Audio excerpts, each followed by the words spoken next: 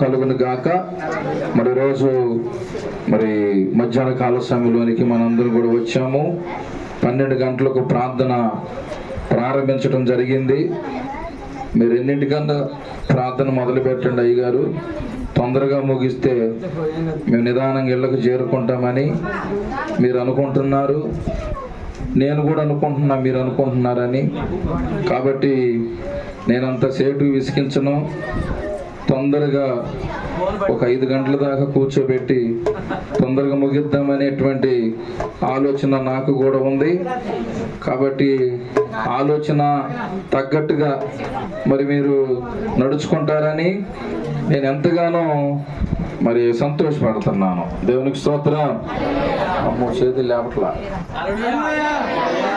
5 దాకా.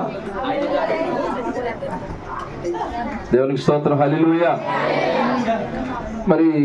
కొద్ది మాటలు మనము ధ్యానం చేసుకుందాం. అన్న కూర్చోండి. చైర్స్ లేవా?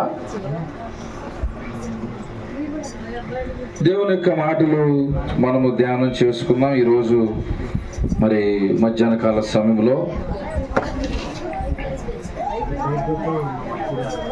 మరొక నూతన సంవత్సరాన్ని దేవుడు మనకు అనుగ్రహించారు. 2024 సంవత్సరం గతించిపోయింది. ఆ నూతన సంవత్సరము మరలా దేవుడు మనకు అనుగ్రహించారు. 24వ సంవత్సరంలో జనవరి నెల నుండి డిసెంబర్ నెల వరకు దేవుడు మనలను కాపాడి తన రెక్కల నీడలో భద్రపరిచి ప్రతి నెల మనలను కాపాడుకుంటూ దేవుడు 2025వ సంవత్సరానికి దేవాతి దేవుడు మనలను చేయి పట్టుకొని తీసుకొని వచ్చారు. దేవునికి స్తోత్రం. లేదండి నా అంతరకు నేనే వచ్చాను అన్న వాళ్ళు కూడా అల్లు చెప్పొచ్చు. హల్లెలూయా. నా అంతరకు నేనే వచ్చానా?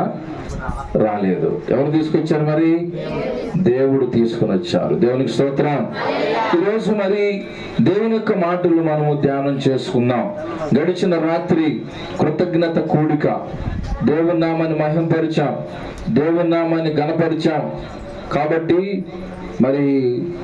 మనము కూడా దేవుడు గడిచిన సంవత్సరం అంతా కాపాడి ఈ నూతన సంవత్సరానికి దేవుడు తీసుకొచ్చినందుకు మనం ఏం చేయాలా?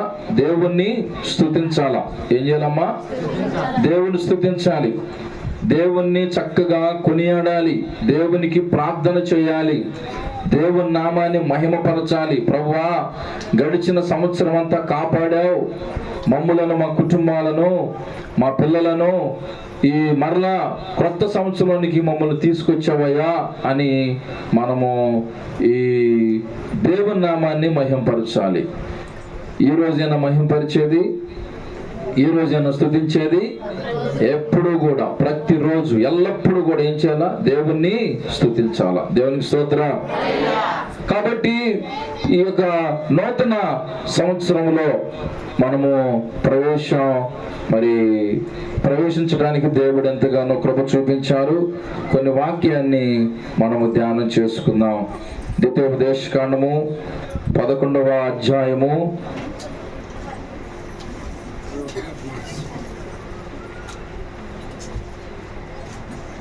7వ వచనం. 11వ అధ్యాయము 7వ వచనం.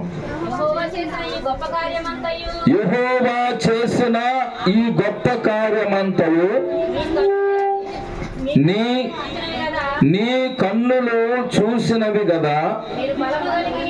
మీరు బలము కలిగి స్వాధీనపరచుకొనుటకై నది దాటి వెళ్ళుచున్న ఆ దేశమందు ప్రవేశించి దానిని స్వాధీనపరచుకొనున్నట్లును. చాలు. పరిశుద్ధ గ్రంథములో దేవుని మాటలు మనము చూస్తూ ఉన్నట్లయితే ద్వితీయోపదేశకాండము 5 కాండాలుగా మనం చూస్తూ ఉన్నాం. ఆది కాండము, నిర్గమకాండము, లేవియ కాండము, సంఖ్యాకాండము, ద్వితీయోపదేశ కాండము. ఈ 5 కాండాలు కూడా మనం చూస్తూ ఉన్నాం. ఇవి మోషే ప్రవక్త రాసినట్లుగా మనం చూస్తూ ఉన్నాం.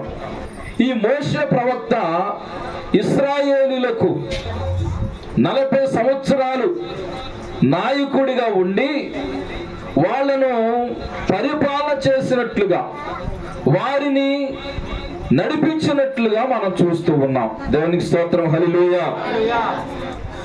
ఈ నూతన సంవత్సరంలో దేవుడు మనకు ఒక మంచి వాగ్దానాన్ని దేవుడు మనకు తెలియపరుస్తూ ఉన్నాడు.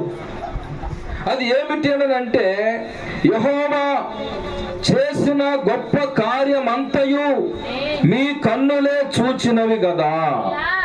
దేవుడు చేసిన గొప్ప కార్యాలు మన కన్నులతో మనము చూశాము. దేవునికి స్తోత్రం. అలనాడు కూడా ఇశ్రాయేలీయులు, అలనాడు కూడా దేవుని యొక్క ప్రజలైనటువంటి ఇశ్రాయేలీయులకు కష్టకాలముల వారు ఉన్నప్పుడు, వ్యాధుల్లో వారు ఉన్నప్పుడు, కరువులో వారు ఉన్నప్పుడు దేవాతి దేవుడు వారి కన్నుల ఎదుట ఎన్నో గొప్ప సూచక క్రియలు, ఎన్నో అద్భుత కార్యాలు, ఎన్నో గొప్ప కార్యాలు ఇశ్రాయేలీయులకు వారి కన్నుల ఎదుట చేసినట్లుగా మనం చూస్తూ ఉన్నాం. దేవునికి స్తోత్రం. వారు ఐగుప్తు దేశము నుంచి విడిపించబడిన తర్వాత